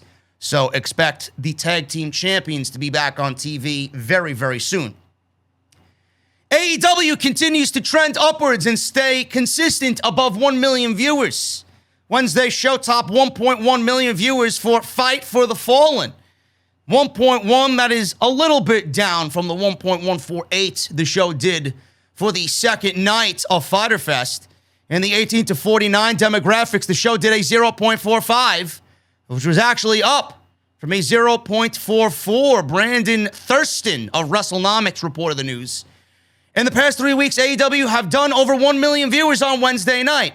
Dynamite edged out both Raw and SmackDown in the 18 to 34 demo that I mentioned in the rant I did in the first half of the show, as AEW had 77,000 viewers to Raw and SmackDown's identical 75,000. WWE's programs were ahead of Dynamite in all other demographics, which should be a surprise to nobody. But what the big takeaway is two things. Number one, AEW stayed over 1 million. Number two, AEW stayed over 1 million with competition from the Olympics. Sounds like it's a pretty damn good week if you're Tony Khan and AEW. That means whatever he is doing is generating interest and people are making it appointment television. That would put a smile on my face that you could not erase if I'm Tony Khan. Good on him, man. This episode of Fight for the Fallen featured Jericho versus Nick Gage in a no-rules match. FTR with Tully Blanchard against Santana and Ortiz with Conan. In that match, Cash Wheeler suffered a gruesome injury as he fell off the top rope in what I think was a timing issue with Santana in the ring, fell, cut his arm on the bar in between the turnbuckle and the steel post. It almost sounds like he had a chunk of skin ripped off, and he was bleeding profusely as doctors were attending to him on the outside. He said he's going to be all right, and he should not miss a significant amount of time, but hopefully that heals up and he doesn't miss time because it looked brutal. It really did. So they had a match. It went about 10 minutes. I expected it to go a lot more. They called an audible at the end, obviously, to get the match finished and take care of his injury. Christian Cage, Jungle Boy, and Luchasaurus defeated Private Party and Angelico. The Elite, Kenny Omega, the Bucks, and the Good Brothers defeated Hangman Page and the Dark Order. Evil Uno, Stu Grayson, John Silver, and Alex Reynolds. And that is it for Adam Page as of right now for the AEW World Championship. I don't know what's going to happen, man. I really don't. I want to know, but then again, I don't want to know. I want to know, but then again, I trust Tony Khan and the process and the plans that he's going to bring us as far as who is Kenny Omega going to wrestle at All Out, which is seemingly going to be their biggest show ever. So we'll see what happens there. IWGP United States Champion Lance Archer defended the title and successfully against Hikuleo from New Japan. Hikuleo was very good from what I saw. And then the announcement of Hiroshi Tanahashi. He's coming to AEW, and he is wrestling Lance Archer in the States in August at New Japan Resurgence. Don't know what's going on there, but we may get a new champion, and Tanahashi may take that championship, stay in the States, and we may get Jon Moxley versus Hiroshi Tanahashi at AEW All Out, which I am okay with. We may even get a triple threat match out of it because Lance Archer just won it. I find it very difficult to see him losing that championship so soon after he beat Jon Moxley decisively in a Texas death match. Imagine that. Tony Khan's already sold out the Now Center for All Out. Now it's all about pay-per-view buys. How are you going to get pay-per-view buys? You're going to dip into every single aspect, every pool that you could possibly go in. You want some New Japan? You got it. You got one of the biggest names from that company wrestling on your show potentially. There's not one match announced for this show yet. Not one. Sold out. And look at the hype that it's generating. So I'm looking forward to seeing whatever's going on there, because if he's here in the States and Moxley doesn't have anything planned for All Out right now because he's right now floating in the middle of nothing, a match with Tanahashi would generate worldwide interest. So Dynamite was excellent on Wednesday night, and everybody was talking about two things, man. Page, Omega, and the Nick Gage situation with Jericho. Let's talk about the Page situation first. Meltzer reported in the latest newsletter on The Observer that the much-anticipated Adam Page versus Kenny Omega match for the AEW World title is not happening at All Out. This past Wednesday on Dynamite, Hangman's team was unable to defeat Omega's team, and per the stipulation, Page gives up his title shot. However, there were still many fans thinking that perhaps this was another route to getting the title shot, and AEW would pull back on the stipulation. Meltzer confirmed that Page will indeed not get the shot at All Out. My question to Meltzer is, what is Page going to do at the pay-per-view? Is what I want to know. That's what I'm concerned with. What is Adam Page, because you're not leaving him off the show, what is Adam Page going to do at All Out if he's not getting a title shot right now? Meltzer added that Page versus Omega was the plan, but plans changed, and the 10-man tag match was designed to shock people. Presumably, they will get Page versus Omega at some point. On TV, AEW has been teasing that Christian Cage will be getting a title shot soon, but it's not clear if that will happen on a future Dynamite Rampage episode or on a pay-per-view. Eddie Kingston has also been teased for a future title shot against Omega as well. Listen, normally I'm very good with this thing. Normally I'm very good with situations like this. I could easily tell you who's going to get it and why. I know Page is going to get it. I don't know how he's going to get there. And that's what this 10-man tag was designed to do. It was designed to throw you off. Everybody knows Punk and Bryan are coming in.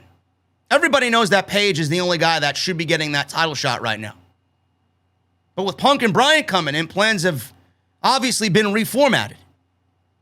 Is Punk going to get the title shot? I don't think so. I would not go that route. Because if Punk's coming in, he's going to need to be world champion. And I don't want to make him world champion or even have him vie for a world championship so soon after he returns after 7 years. It's kind of like a WWE thing to do. I don't think Tony Khan is in that market to do that. Punk is going to overshadow anything and anybody he's on the card with, world champion or not. So it doesn't really matter. He doesn't need a world championship. This is a return, a celebration of his return to professional wrestling. It's far greater than the world championship right now. Daniel Bryan, same thing. He doesn't need it. You're not bringing him in to do a world championship match against Omega on a whim. It's not going to happen. In fact, Punk is debuting in Chicago. I would not debut Bryan until New York City. Arthur Ashe Stadium. Grand Slam. That's what I'm waiting for. You don't want to debut them the same time in the same week on the same show. Spread it out. Leave people with that anticipation. You don't want to blow your bullets in one shot. So, with this, I don't know what's happening. I wish I did. But I'm going to say what I usually say when it comes to situations like this. I'm glad I don't. I'm glad I can't figure it out, even though I'm a lot smarter than most people in the community. I can't figure it out. Tony Khan, you got to trust the process. Tony Khan has done very well for himself creatively. I don't think Tony Khan has let us down. He's let us down here and there with little things here and there that, sometimes they may have been beyond his control. I don't think that Tony Khan has let us down a lot at all. So I think he's developed trust with the audience, and the trust that he's developed with the audience, I think they are pretty safe in their feelings about what he's going to do. There's a forbidden door that's open. How open it is, I don't know. We could see someone from New Japan come on in. It could be Kazuchika Okada. It could be Tanahashi's going to be on the show with Jon Moxley. That's my prediction. Kota Ibushi, I don't know how well he is. Apparently, he was suffering from a respiratory issue. It could be somebody from New Japan. It could be Sami Callihan, for all we know. Sami Callihan still has his eyes on Kenny Omega. They could do the rematch at All Out. That would go over well. Because they wrestled at Slammiversary, and it was excellent. They have options. I don't think Christian is a main event.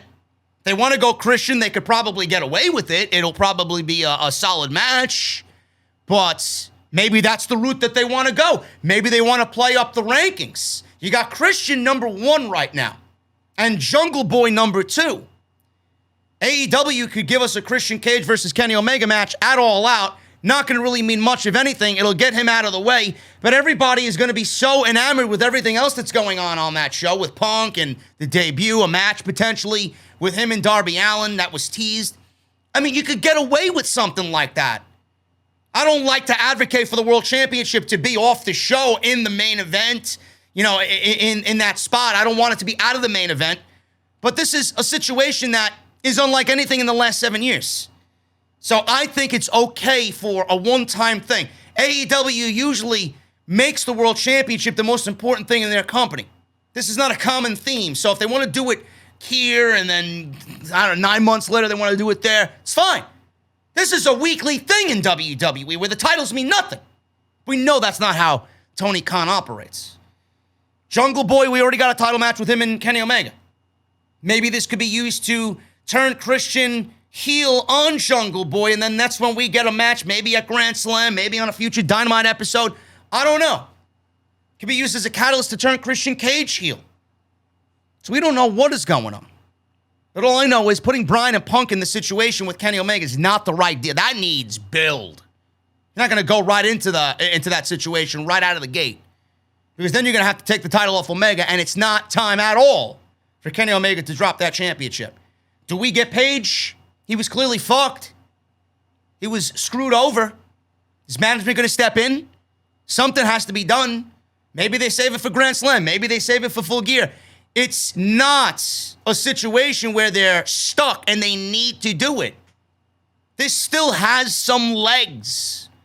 I do think that Page is going to get pissed with the Dark Order for letting him down, leave, go on his own. He's going to find backup in Punk and Bryan, and that's where they're going to come in, and they're all going to battle the Elite. Bryan and Punk are going to aid Hangman in getting the World Championship. That's what I think is going to happen. Plus, you get the Punk and Omega match out of that. You get the Bryan Omega match out of that. You get Hangman and Omega out of that. You get Punk and Bryan versus the Bucks teaming up together. I mean, it's money. It's printing money. That's what I think should happen. But they do have legs to take this to Full Gear if they want to do. They could even do it at Grand Slam if they want to. So we'll see what happens. Domino's Pizza. I don't know who considers Domino's Pizza, but they were concerned following a pizza cutter incident on AEW Dynamite because as Nick Gage was slicing Jericho's face up, a Domino's commercial aired picture-in-picture as this was happening. Quite the coincidence that we have on our hands here. Domino's Pizza shared concerns with the placement of an advertisement during Fight for the Fallen on Wednesday. Jericho and Gage headlined the show in a violent no-rules match. During the match, Gage sliced Jericho's forehead with a pizza cutter before the feed cut to a Domino's Pizza commercial. Fans quickly took to Twitter to post about this coincidental timing of the commercial. Domino's spokeswoman Jenny, I don't even know how, Jenny 4Acre is her name, told Front Office Sports that they were not informed of the violent AEW match prior to the show.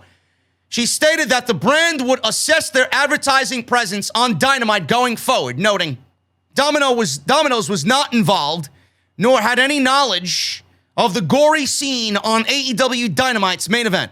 We share the concerns expressed about this incident and the content of this TV 14 programming and are assessing our advertising presence on it going forward. Thank you for sharing to the world that Domino's Pizza is a bunch of fucking woke pussies. Thank you. Who was talking about Domino's outside this main event? Nobody. All I seen was their fucking Noid ad that I can't fucking stand. Great. Nobody's ordering Domino's. I make pizza at home. Simple. Or I go to an actual pizzeria that actually knows how to make fucking pizza. Domino's is not pizza, folks. Domino's is pizza for the lazy that want to walk right up the street and consider that exercise. Domino's, all they did was bring attention to themselves as being, just like everybody else in this millennial generation, 2021, woke pussies. I'm sorry. They should have turned around and used this to their advantage. Oh, look, it's cool. Oh, look, a young upstart company. Hey, look, we could benefit off this. Oh my God, blood. Oh my God, pizza cutters. Oh my God, look at the violence. I'm sorry. Domino's ousted themselves at this juncture as not cool. Seriously. So, Pabst Blue Ribbon. I don't drink Pabst. Beer is not something that should be $1 in most shithole dive bars. But here we are with Pabst. They've tweeted their support of AEW following AEW Pizzagate for Fight for the Fallen. For those who are unaware, Pizzagate is referencing what happened here with Domino's and the commercial airing during the Nick Gage Pizza Gutter spot. Domino's has threatened to pull advertisements. Pabst Blue Ribbon apparently heavily disagreed with Domino's, posting a series of hilarious tweets in the situation that followed. The first tweet in response to the situation saw PBR simply tweet, "This ain't it, Domino's. Yo, AEW TNT. Let us get those spots." Then the account posted a series of photos, the first featuring a Pabst Blue Ribbon branded pizza cutter with the caption, "Gang Affiliated," referencing Nick Gage's MDK gang. The next photo was simply captioned, "Step 1," and it was a screenshot showcasing that the account was already being followed by AEW president Tony Khan, allowing them to send direct messages to him. They responded simply saying, "DMs open at Tony Khan." The final photo tweeted a caption featuring "Future Endeavored" and showed a photo of Domino's Pizza app being deleted from their iPhone. Nick Gage appears to have created a company warfare between Domino's, Pabst Blue Ribbon, and Dynamite. It remains to be seen which side of the battle other companies will fall on.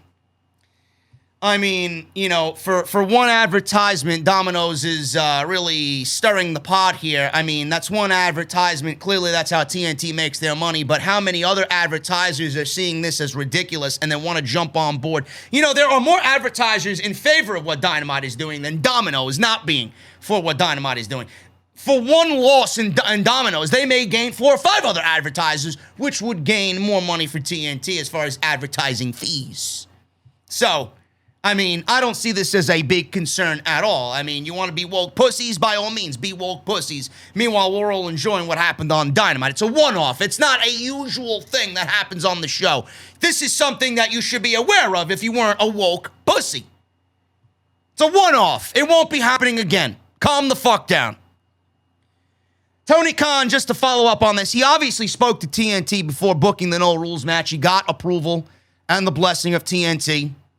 Dave Meltzer noted on The Observer that AEW president spoke with TNT executives about the match and got the okay with the ideas for the match.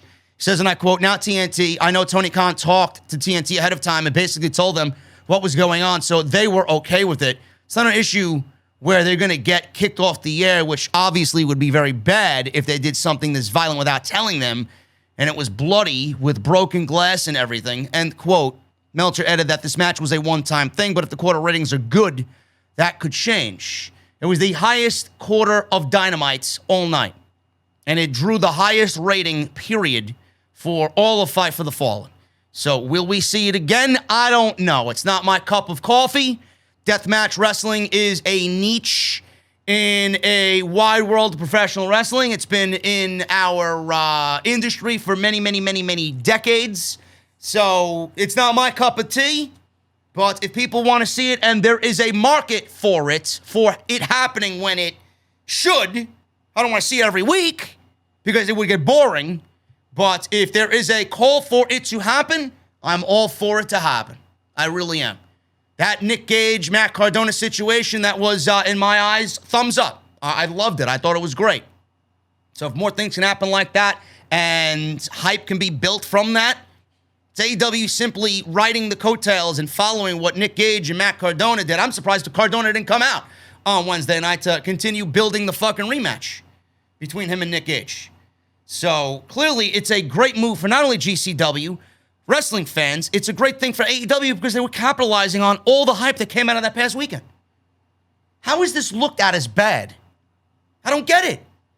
People just want to bitch and complain about shit that should not have any fucking situation about it that should be bitched and complained about. Anyway, Jericho will wrestle Juventud Guerrera as part of Labor number 3 in order to face MJF at All Out. Great. Great. I love it. NXT ratings on Tuesday's show. 520,000 live viewers. That is down from 709,000 viewers the show did previously, or the week prior. This is an all-new low for 2021, but I'm not going to zing them on that. The previous low was January 13th, 551,000. But this was going up against the Olympics, number one, which was, a bad deal for them because of the Olympics. It's going to affect everybody. And B, they were moved off of the USA Network to Sci-Fi, and that was because of the Olympics. So not only were they competing against the Olympics, they were moved because of the Olympics. But NXT, as soon as they go back to USA Network in 2 weeks, they will be right back to where they were, 750,000. I'm not concerned about it. It was an okay show, but I honestly think with spoilers out there as well, a lot of people didn't watch. They read the spoilers. Okay, I didn't miss anything. We got Joe and Cross at TakeOver. Fine. I didn't really miss much of anything else. Everything seemed to be, the formulaic thing that usually happens on NXT. I'll watch in a couple weeks. That's what happens when these shows are taped. People got access. It's very easy to find what happened on these shows. So, Raw. 726 episode. Ratings decreased for a second week with fans. WrestleNomics and Brandon Thurston said the episode drew a 1.814 million viewership on USA Network. That is down from a 1.923 the show did previously. 18 to 49 demos saw an average of a 0.49, which is down from a 0.57 in the first week back with fans. There's no word yet on the hourly demos for viewership on the show. Raw went up against the Olympics on NBC. That was watched by more than 13 million viewers on average. Last week's show was the first Raw to have fans back in attendance, like I said, and was the post-Money in the Bank edition of the show. This was the highest viewership Raw had since April 12th with a 2.026 million viewership. That was the post-WrestleMania show, both down. I don't know why these numbers are being celebrated. Highest of the year, highest since that. Why don't you look year over year like I usually say? What was it 3 years ago? And then you'll see how down they really are. Omos and AJ Styles retained against the Viking Raiders, the Raw Tag Team titles. Mustafa Ali and Mansoor, they defeated the wannabe Demolition, wannabe Ascension team of T-Bag and Mace. Bobby Lashley responded to Bill Goldberg by saying no, just like Roman Reigns said no to John Cena on SmackDown. So real creative writing there you got, Bruce. Women's champion Nikki Trash, addressing the fans following her title win, lost in her first week as women's champion to Charlotte Flair. Great. What else happened on the show? Who gives a shit? The show sucks. Karrion Kross also beat Keith Lee. Which then rendered Keith Lee even more buried than he was before, and now reports of him being frustrated, which we'll get to in a little bit. But Jeff Hardy was supposed to wrestle Kross again this week and beat him for a second straight week. Jeff Hardy, though, was pulled from Monday Night Raw because he tested positive for COVID-19. Hardy was scheduled to be at Raw this Monday, but obviously that didn't happen. He was thrown into a feud with Karrion Kross, beat Kross last Monday. The internet and IWC exploded after he beat Kross in 90 seconds. So this was posted by Record Bar Venue in Kansas City on Facebook. They say, and I quote, "We regret to inform you that the event with Jeff Hardy to take place on Monday, July 26th at Record Bar in Kansas City, Missouri, will have to be postponed to a later date. Jeff tested positive for COVID-19 this morning and will now have to quarantine for the next 2 weeks and will not be participating in any live events for the next 2 weeks. For now, all tickets will be held to await a rescheduled date. Once the new date is announced, if you cannot attend the new date, please email us for a refund. You will receive another email from us when the new date is announced." So Jeff Hardy tested positive for COVID-19. So COVID-19 must be a fan of Karrion Kross as well as everybody else who complained on social media. The plans were for Kross to lose again for a second straight week. This is coming from Fightful Select. It's unclear what the creative direction would have been after this if the match actually took place. It was said that even more members of creative and even more members of the roster were baffled by the idea to beat Kross once, let alone have it happen for a second straight week. So WWE What did they do? They said, fuck you to the fans.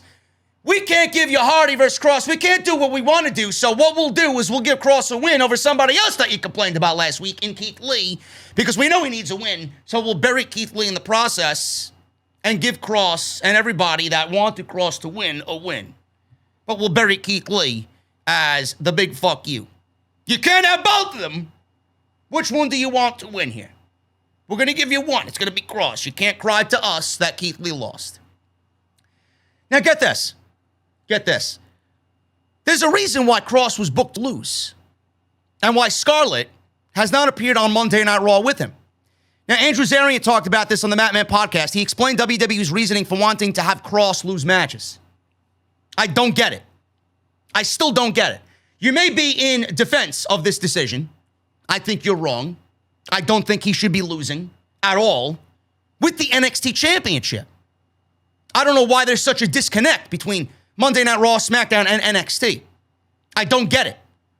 Maybe I'm just old school, but somewhere out there are people that agree with me. I am in the boat of wins and losses still mattering, okay? I think there is still great value in wins and losses mattering, especially if you're on their third brand. I know there are a bunch of geeks out there that think NXT is developmental. They're not. Otherwise, they wouldn't be on USA Network trying to garner a rating. I hope that they fail so they move it back to the fucking network where it belongs. Then you can talk about it being developmental. But I don't consider Adam Cole developmental. I don't consider Tommaso Ciampa, Samoa Joe, Johnny Gargano, Kyle O'Reilly, Santos Escobar, Swerve. I don't consider these guys developmental. I'm sorry to burst your bubbles. It's not developmental if it's on USA Network actively competing against AEW. It's not. Stop with the bullshit. Wins and losses to me still hold value in pro wrestling. To WWE, they don't, because they're a bunch of fucking idiots.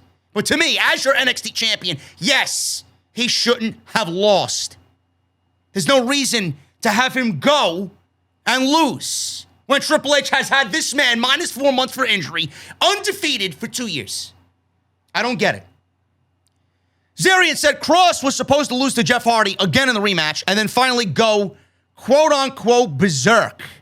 I'm not 100% on this, but I was told that the plan was that Karrion Kross keeps losing until Scarlett shows up, and that's going to bring him back on track because she is able to unleash the warrior, or whatever they're calling him, the gladiator in him. Zarian continued, and I quote, "When I spoke to somebody over there, they were like, yeah, I don't understand why people are freaking out on the internet. It's leading to something. Why don't people understand we're telling a story? The match doesn't matter. The story matters." This is their fucking problem. The story matters to them when? When does the fucking story matter? You don't fucking tell stories. You book week to week. There's no fucking story involved in anything that happens on Monday and Friday night, minus Roman Reigns. So for you to tell me the story matters, you need to write stories for them to matter. Number one. Number two, the match doesn't matter, which goes and doubles down on WWE not caring about wins and losses. But the thing is, and people are failing to understand two things. He's the NXT champion. Why would you have him lose? They didn't give Kevin Owens a loss to John Cena on night one. He beat John Cena decisively. Now he lost the next two matches, but he was already cementing himself as a guy that can hang as NXT champion. Karrion Kross didn't get the opportunity to be given that type of leisure. You cannot have your NXT champion lose after being undefeated. Wins and losses, there is still some value there. Number two, nobody really understands the disconnect between the main roster and NXT. It's actually quite fucking disturbing. It really is. Why is there a reason to take him from NXT and change because he's going to the main roster? Does nobody watch NXT? You don't think people have fucking eyes? You don't think people know that he's with Scarlett and the entrance that this guy makes and the presentation that this guy has been given for the last 2 years? You really expect fans to be that stupid, is what you're telling me. Why is there a need to rewrite the story with Scarlett on the main roster because he's not in NXT anymore? Isn't this what NXT's job is? Isn't this what NXT's all about? To get you ready for the main roster? Triple H is giving you already something that doesn't need to be changed, but WWE feels the need to change it. Because if it's coming from NXT, we can't go and give Triple H his credit. This is a Triple H creation. We got to change it and tell our own story because we can't give him any credit on the NXT brand. We got to change it and make it our own. That's what they do. They do it with everybody. They do it with everybody. It's sad. It's quite petty. But Scarlett, everybody knew Scarlett was with Cross. There's no reason why you have to change the act and rewrite a fucking story while he's the NXT champion and give him a loss to Jeff Hardy. Have him lose the fucking championship first. I wouldn't be complaining if he fucking lost the title, and then you want to have him lose. But don't beat your champion. It's quite simple. And stop changing shit for the sake of changing shit. It's not needed. Really, it really goes and shows you what Triple H and what Triple H means to these people. They don't give a fuck about anything. They're reckless. Oh, you can't do it down there. Listen. We can't take it the way it was. We got to change it because he's going to get all the credit. We got to get all the credit. Vince got to get the credit. Got to get the credit. Give me a break. It's fucking sad. Really fucking sad. Booker T blasted fans for jumping the gun on Karrion Kross. Listen to this fucking idiot. Spoke on his Hall of Fame podcast. Hall of Fame idiot is what he is. What the internet did, why was it set ablaze? He asks. What do they have to do with the show? Guys, it's not about the match most of the time. It's about the story.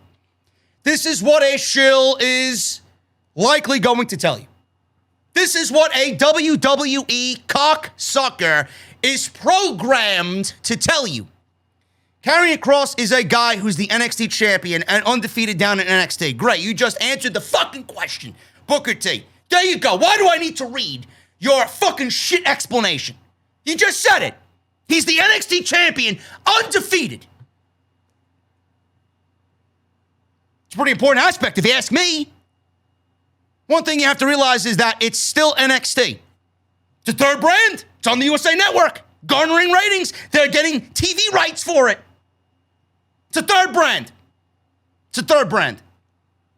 Losing to Jeff Hardy in a match that everybody in the world thought Karrion Kross making his debut is a match that he's supposed to win, but Jeff Hardy is still a veteran of the game. Veteran of the game who sat in catering all fucking year. The most important storyline that Jeff Hardy has been in is pissing in a fucking cup for Sheamus. Stop the shit. Jeff Hardy didn't go out there and beat him with a whisper in the wind. Jeff Hardy stole a match from Karrion Kross. Once again, defying logic, Booker. A babyface cheating to win over said heel. When WWE are doing this, they're doing it for a reason. Oh, yeah, they're doing it for a reason, to fucking punish Triple H. That's what the fuck they're doing. When they did that, it was all for a reason. You got to understand what the reason is, opposed to just trying to analyze and think you know exactly the way it should have gone because you didn't get what you thought you should have gotten in that moment. The thing is, we don't know if we're not going to go that route. We don't know that. We just know that Karrion Kross showed up on Monday Night Raw and lost, went back to NXT, got into an angle with Samoa Joe. All the more reason why he shouldn't have lost, because he's in a fucking title match with somebody that's going to take the fucking title off of him. God, I'm losing fucking brain cells just reading this fucking idiot's comment. We don't know if Karrion Kross is going back to NXT next week. Probably not. And when he does come back, we don't know if he's going to be with Scarlett or not. This guy rambles. I feel like I'm a fucking piece of fucking idiotic garbage after listening to this guy speak. Are you fucking serious? Are you serious? I think people jump the gun so much because it's like instant coffee. Listen, Booker, nobody drinks instant coffee. Instant coffee is not fucking coffee, bro. We don't want instant coffee. We want Starbucks. That's the fucking problem. WWE's got all the resources to give us Starbucks, but they give us instant fucking coffee, and you're okay with it. They want it right now. They want instant gratification. I don't think you can book the wrestling business around what the fans want on any given night. Oh, yeah? Why do you think WWE's ratings are in the fucking toilet? It would be booking yourself into a corner every week. You just can't do it. Give me a break. Some of the fans can book this fucking show better than the people actually writing the goddamn thing. Booker T is a goddamn clown. He really is. Every time this guy speaks on something, he makes me feel dumber every fucking week. Get this guy off the airwaves, man. Seriously. This guy ain't for the WWE, he ain't for the talent. Fucking Christ. This guy was in charge, they'd be out of business by now. Keith Lee. Keith Lee apparently frustrated after getting squashed on Monday Night Raw. Really? And the sky is fucking blue. The sky is blue. Tell me something I don't know. Keith Lee apparently is frustrated with the way he's been used on Monday Night Raw since he's returned. Lee was squashed by Bobby Lashley in a match that should have never been booked and was essentially used as a stepping stone for Lashley to get to his feud with Goldberg. On Monday Night Raw this past Monday, as I just said, he lost to Karrion Kross in about 10 minutes. What is interesting about this match is that Kross was originally supposed to lose again to Jeff Hardy.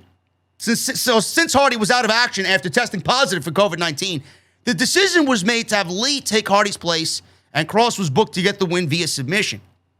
Lee sent out some tweets after Raw to allude to his 7 months away from WWE TV. He is yet to say why he's been gone for so long, but he's indicating that he will speak soon, sometime within the next couple of weeks. Bryan Alvarez noted on The Observer that Lee sent out a tweet after being squashed and then deleted it. Alvarez said, and I quote, "All I know is that yesterday Keith Lee tweeted something which he later deleted, which said something to the effects of, 'Gone 7 months and virtually squashed my first 2 weeks back,' or something like that. That one got deleted. Then he tweeted something else and said, 'I'm just going to tell you the story myself. Give me a week or two.' Prior to Lee's removal from WWE TV in January, there were signs that Vince McMahon was starting to sour on him. Back in December, Lee was booked to lose to The Miz in a singles match on Raw. Plans changed, and he was booked to lose to The Miz and John Morrison in a handicap match, which was even worse, because Braun Strowman beat these fucking guys on pay-per-view in a fucking handicap match, and Keith Lee couldn't do it. That's what people failed to realize. Also in December, news broke that Vince McMahon threw a fit over the in-ring work of several wrestlers, and Keith Lee was on the list, because Keith Lee needed change, right?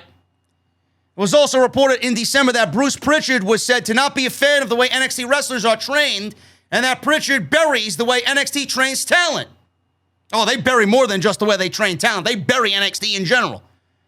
February is reported that Vince McMahon was no longer on board with pushing Lee as a top guy. One of the reasons listed was that Lee's promos did not catch fire like others like Roman Reigns, Paul Heyman, Randy Orton, Edge, the Street Profits, and Lacey Evans. Well, maybe if you fucking worked with him on his weaknesses and let him go out there and show us his strengths, then maybe he'd be the guy that you fucking want. But nobody wants to give this time to Keith Lee to mold him. You wanna change his strengths and then fucking criticize his weaknesses. That's the problem. There was also a legal situation between WWE and Lee when both sides tried to trademark his name on June 21st. Lee's attorney was sent a notice indicating that WWE attempted to file the trademark before him. WWE also had issues with their filing since the United States Patent and Trademark Office needed signed consent from Lee, since that is his real name. WWE did not provide that consent to the United States Trademark Office. So Lee was scheduled to wrestle for the United States Championship. I'm going in order here. United States title at the Elimination Chamber pay-per-view in February. He was pulled from that show, did not appear on WWE TV until last week. On Wrestling Observer Live, Alvarez stated that he was given the impression that Lee was out of action due to a health issue. Clearly, they're not going to tell you why. They're going to make up some bullshit story to give the dirt sheets. Health reasons, this and that. It's none of our business. So that's what happened there. That may be the case, but the way he's been booked lately could be a result of Vince McMahon losing confidence in him. Keith Lee was off television because of the way he is too creative. It was never a health issue. The guy has his name, and they're trying to trademark his real name. A logical human being would not go for that. They're not going to go for that. It's bullshit. I'm sorry. Why would you want your real name trademarked by WWE? I don't get it. He knows he's done there. He knew he was done there as soon as he stepped foot there. So he made efforts to go and trademark his own name because he knows his shelf life there is not going to be a lifelong venture. I hope he speaks. I hope they release him. I hope he goes to Tony Khan. That's it.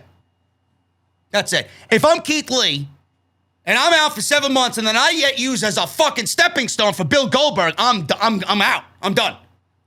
I'm done. That should speak volumes about what they think of him. And then they put him in the Jeff Hardy spot to lose to Karrion Kross after this guy got buried on fucking Monday Night Raw 2 weeks ago? How do you think he felt about that?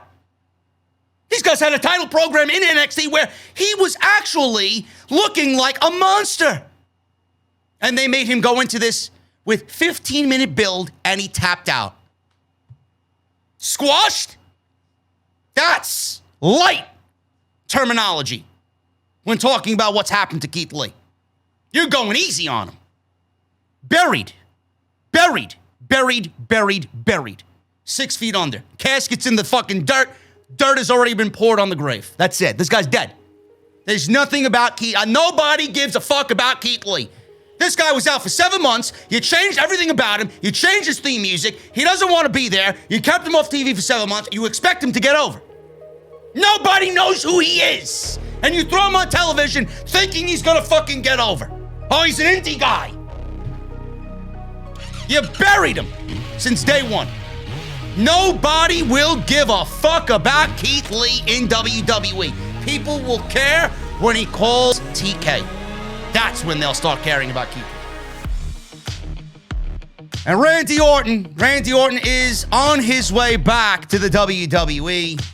It appears he will be back when WWE goes to the All-State Arena in Chicago, Illinois. That is actually happening for the August 2nd show this coming Monday.